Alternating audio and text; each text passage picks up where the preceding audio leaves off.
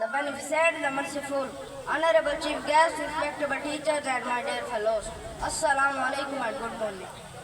I am Muhammad Yunus Ahmad Sheena. I study in class 6B. Sir Sajjad Sahib is my class in charge. Today the topic of my speech is Eid Miladun Nabi Sallallahu Alaihi Wasallam. On 12th Rabi Awwal, our last holy prophet, Hazrat Muhammad Sallallahu Alaihi Wasallam came as mercy for all.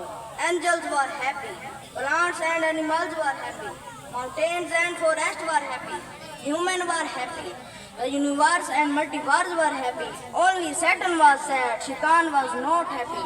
Dear friend, slaves were freed, women were given rights, the poor were helped, the orphans were cared, justice was revived, humanity was saved, and rights were protected.